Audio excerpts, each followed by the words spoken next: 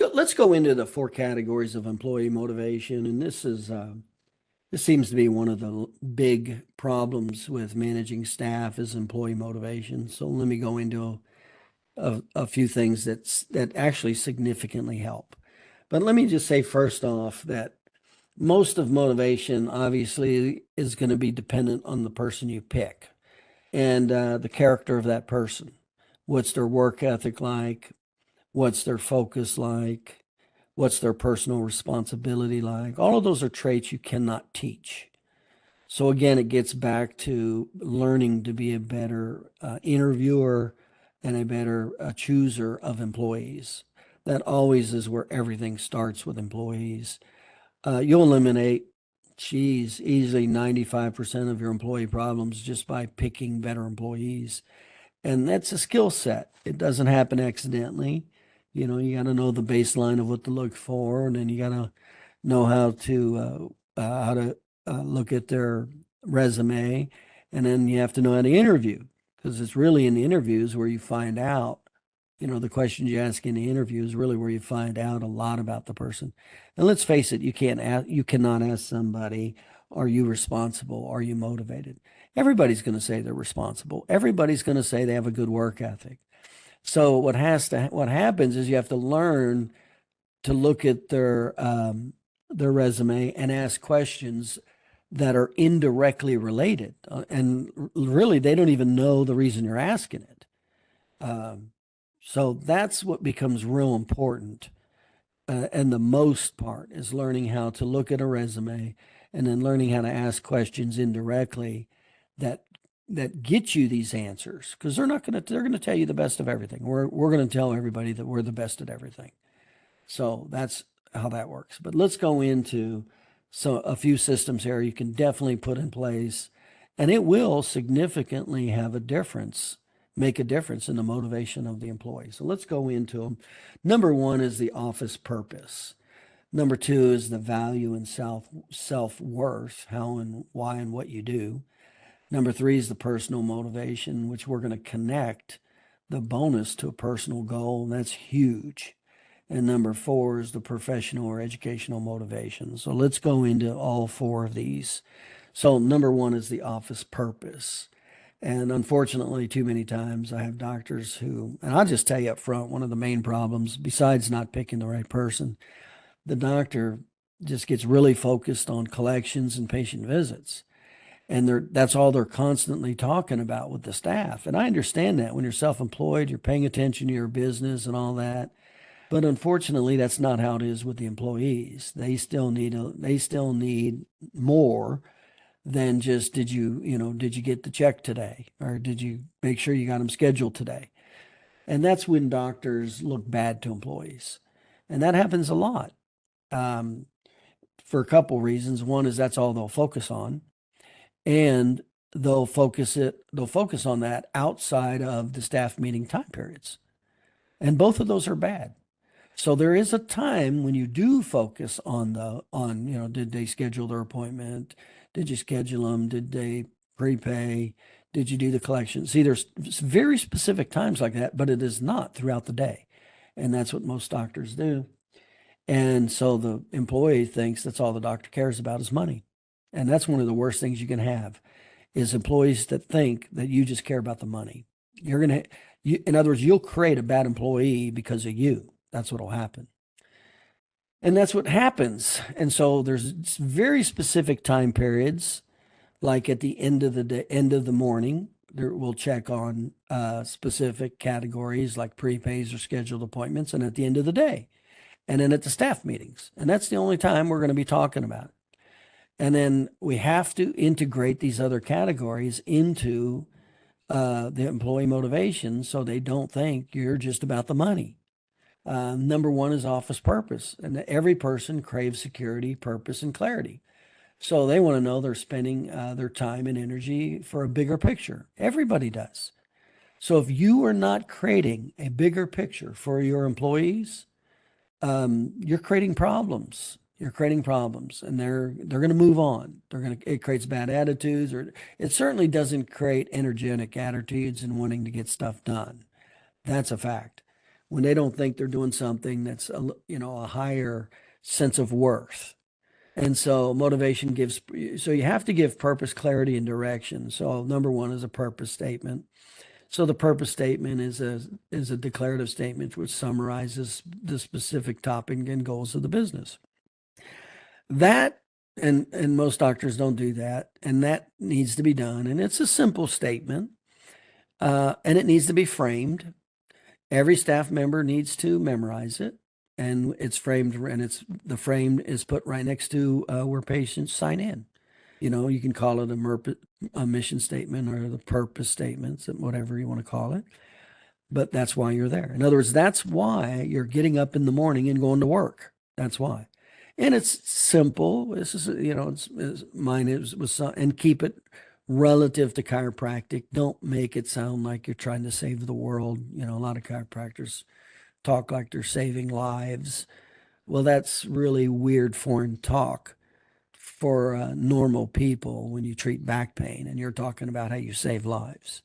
That's called a paradigm shift. So, but we had a simple statement like our office, it could be something as simple as this. Our office and staff are here to provide healthcare services to the community and their family members and friends to help not only relieve pain, and relieve pain and increase mobility, to increase the quality of our community's lives. Just you stick with the real core stuff: community, patients, family, friends, pain, mobility, activities of daily living. Those are the core components, and just put it into 2 or 3 sentences, and that's a real clean purpose statement. In other words, that's why you're here. And this is what needs to be, periodically referred to. That's why you're here. So if your staff does not feel that there's a higher purpose than scheduling appointments and collecting money, you're in trouble. You're going to have crap staff is what you're going to have. So take that into consideration with what you're doing. Next is value and self-worth. Each person has a deep-seated desire for self-worth. We all do. Understanding what they do and how they do it for greater cause is vital for employee self-worth. So there's certain things you should teach your employees to increase their self-worth about what they're doing. And unfortunately, too many staff members aren't trained by the doctors. They can't really tell you what they're doing, how that works, why it works, anything. The whole thing is about collecting money and scheduling patients, and that's terrible. So some of the key topics your staff should definitely know. In other words, what are you doing every day? Well, these are main topics that you should be teaching your staff, and they should know it pretty good. Number one is the 3 phases of healing. What are you basing your care on and why? How each therapy is used based on the 3 phases of healing. So you should be in other words, your staff should be able to explain this, not only just know about it, but be able to explain it. Okay, that's the degree of clarity that should happen. So each of your therapies, you should explain to your staff what they should know what they are and what to use them, especially as how does that therapy relate to which phase of healing, and what are some common biomarkers that you would find to use that therapy, and what's the physiological effects, what's the mechanism of action, how's that, what's the basics of the internal of how that therapy works, and what's the physiological effects. I always say there's 3 things you should always say when you put a new patient on therapy: the name of the therapy, its mechanism of action, what's a real simplistic statement of how it works, and what's the expected physiological outcome. That's what every staff member should know. So basic biomarkers in their meetings. In other words, your staff members should be trained. What are some of the common findings with the range of motion test, with overpressure test, with joint motion test, with muscle test, nerve test, dermatomes, reflexes. What does all this mean? They should be taught this. Again, it gives them a real high sense of clarity of what's going on.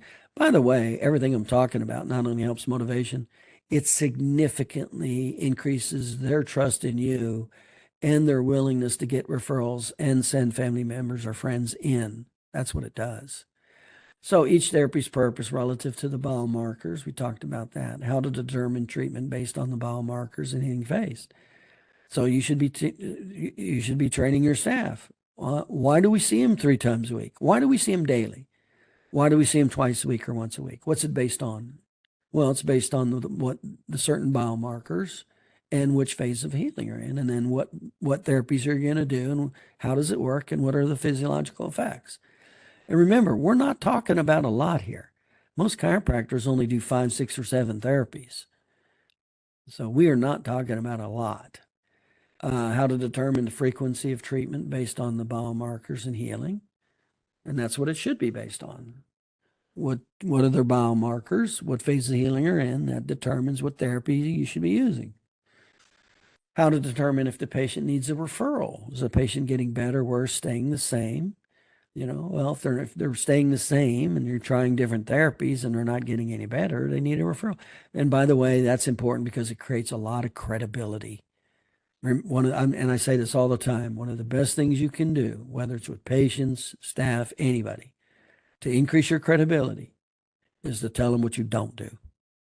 And that's one of the biggest problems with chiropractic, and is chiropractors claiming they can do everything with this thing called subluxation. And I can't tell you how many staff members that I've interviewed that were just disgusted with their past chiropractors about, trying to teach them subluxations and how subluxations can do everything. And they thought it was a joke. They didn't even trust and believe in that chiropractor. Well, that's what happens.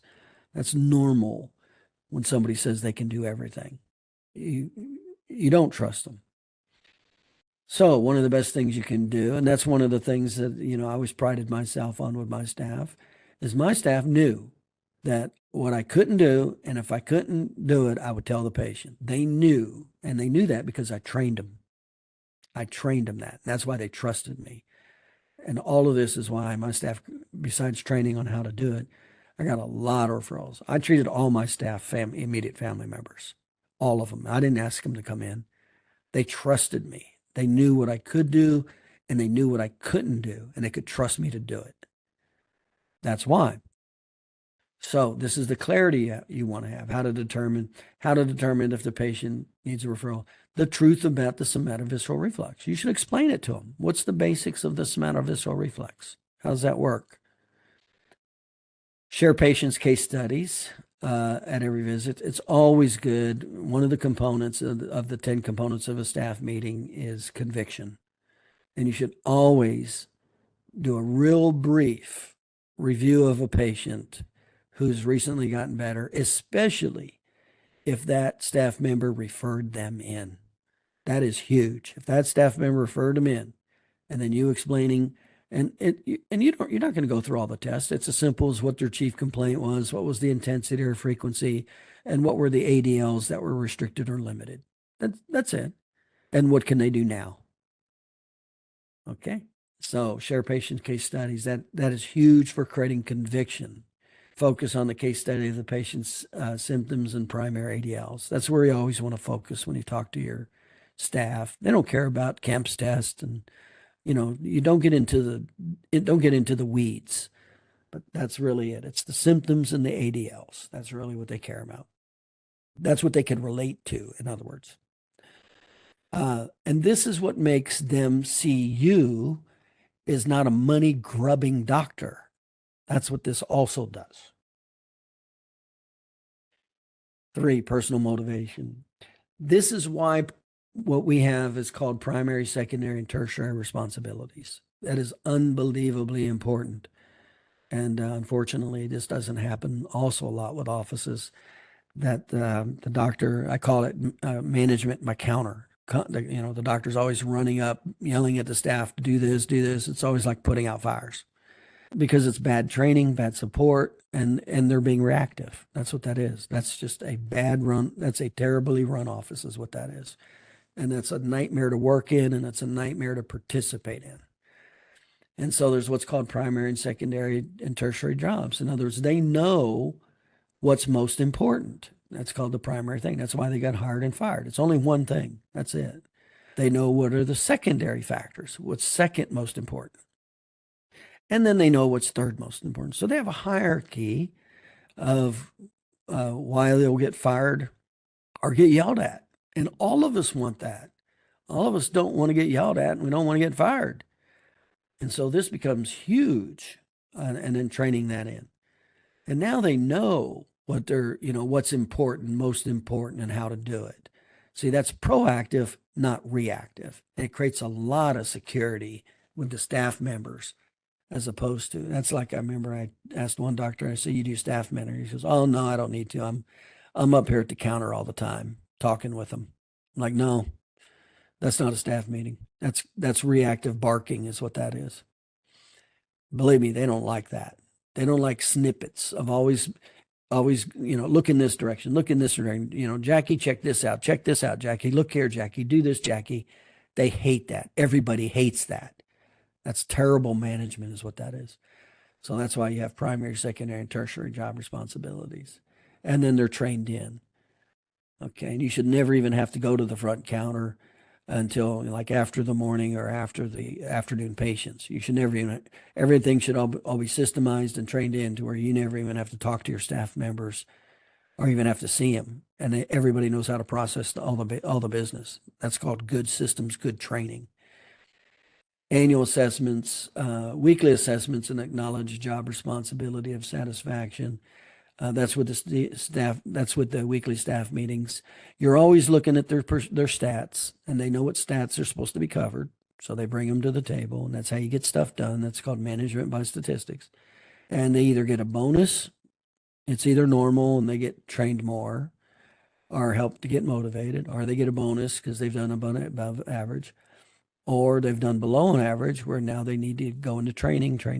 And if it stays at below average after 3-4 times of trying to train it, then you've got the wrong person in the wrong job. So they either have to move to another job if it's available, or they have to be let go because they can't do the job. But that's what always happens in the staff meeting. It's you're looking for the bonus, or did they do the same and can you help them get to the bonus, or do they need to be trained in their primary responsibilities or responsibility? And do that several times, enough to give them an opportunity. Sometimes it may take a little longer, that's fine.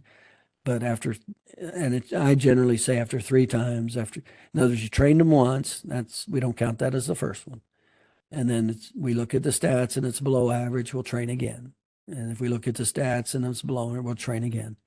And we'll look at the stats and train, if it's below average, train again. So 3 times I'll go in there after they've been trained the first time.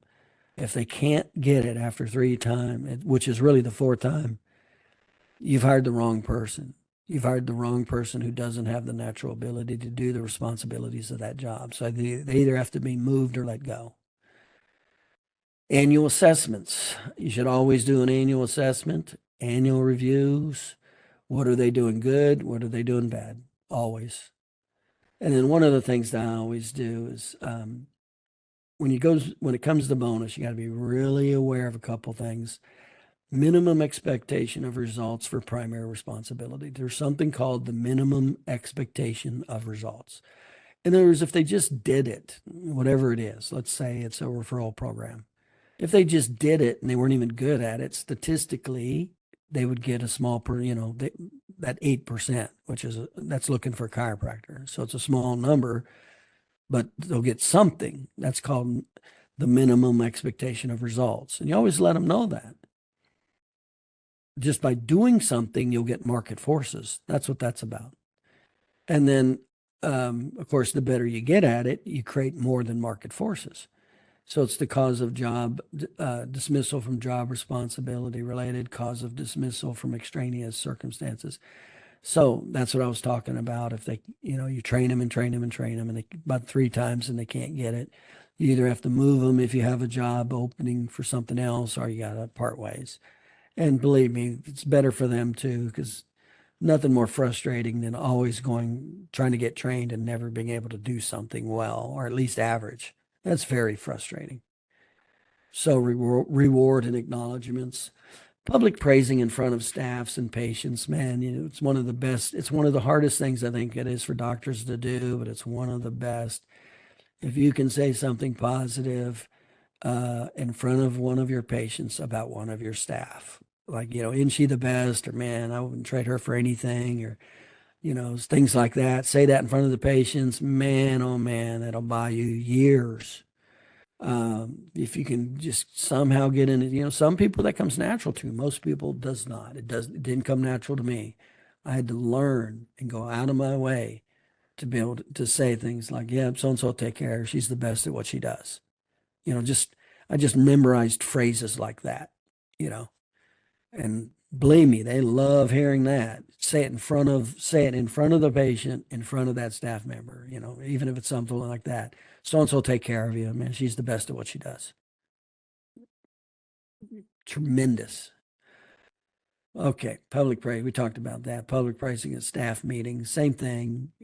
Staff meetings, we're always doing the same thing. We're looking for a bonus above average, average, or below average. Now, team awards for production monthly. Now, don't confuse an individual bonus versus an award. Remember, the more people, you can never have two or more people be responsible for one specific thing. That is one guaranteed way for it not to get done or to get done at the lowest level. People are responsible when they know it's only them. It's only them. So that's why whatever it is you assign responsibility, there's one person that's responsible for that, period. Even if it's a large enough activity, whatever it is, and you need to assign two people, then you break that activity up to where it's individualized between two individual segments. So they know it's not cross responsibility. The worst thing you can have is cross responsibility. You're guaranteed not to get much productivity. Now, one thing that I always do is you should always have a monthly an award. And it's not a bonus. And so you have your monthly goal, whether it's collection or production or patient visits, whatever it is. Okay. And you should always have those. And then you should always find a reason, even if they don't make it. You should always find a reason to give them a little award. Now, this is not a bonus. This is what's called a token. And we're talking about something really simple like movie tickets, dinner for two at, the neighborhood grill. We're talking about really simple stuff here. And it's a token of appreciation is what it is. They are not for individual production per se. It's just for, teamwork and maintaining a good attitude and focus and all that. That's what that's about. And just saying thank you. That's all that's about. Just saying thank you. I appreciate your effort. And believe me, if that's all you said, that's all you need to say. And again, it's just simple things like that. 2 tickets to Broadway, 2 tickets to movie, for them and their spouse or significant other. And so I always do recommend you give out a little bonus like that. You'd be surprised. Even movie tickets goes a long way. Just, hey, just want to thank you. Thank y'all. It was a good month. Appreciate y'all's effort. Here's some tickets for a movie. A couple tickets each of you for a movie or whatever. Okay. Now that's different from an individual bonus. A bonus is totally dependent on that person's productivity. And that's when you'll increase productivity is when you match one function to one person and train that person in that function. That's when you get productivity. That's the bonus. And the bonus is always from what's called the primary responsibility. That's one thing. It's the single most important thing on that job, and that's what they get bonused for. That's how the bonus works. You want staff members to do well, do that. Now, what's real interesting, and let me go back to, let's do this. People like to feel they're getting ahead in life. I'll tell you what, before we go into this, I'm gonna go into this, back to this here in just a second. What else you want to do with this bonus, and this is huge. This is one of the single best things you can do to increase staff motivation, and it shows that you care about them, is sit down with them and ask them to make a list of things that they'd like. And, and maybe have them prioritize it. What's 1, 2, and 3? What are some things that you would like in your life? 1, 2, and 3. And then let me see if we can help you attain them. Okay.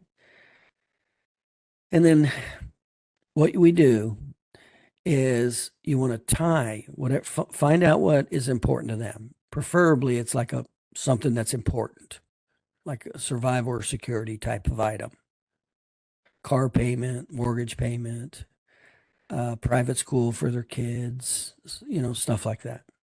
That's important stuff, not, a new pair of shoes for summer. So that's what you want to try to get to. And then you want to see how much it costs to do that. And then you want to tie the bonus to that. In other words, you give a 50, let's, as an example, whether it's the bonus that you get for their job and or remember, we like to give a $50 bonus for referrals and we teach them how to get referrals.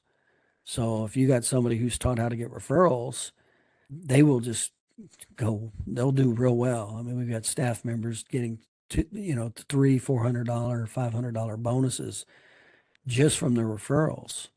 Remember, one referral a week is what is that for $200. $200 will pay, that'll pay a gas bill, electric bill, cell phone bill, you know, things that are important. So this is one of the single best things you can do to help your staff members care about you and your business. You care about them and their life. And that's what you do is you find out what's important to them, find out what cost is involved, and then look at their individual bonus, what they could potentially get by doing above average, plus bonuses from potential referrals. And we teach them that. And then break it down. Whatever that cost is, break it down into how many months of a bonus they would need, how many referrals they would need. Maybe it's 3 months, 6 months, whatever. Break it down and show them how much of the bonus or referrals they would need over what amount of time to match what it is they want. They'll talk about that amongst their friends forever. You will be the best employer in the world to how they'll talk about you to their friends. One example, we did this with a staff member, and it was a house payment. It was a single mom. She never had a house, and she was in her 40s. So we looked at she didn't want a big house. She didn't want a mansion. We go, well, what would she need? So we had her check into what would she need for a down payment for the kind of house she wanted. And it was a significant amount. I think it was $10,000, I think. And then we matched how we were going to help her get that $10,000. And it was through her bonus and referrals. And then we trained her so she could get the bonus every month.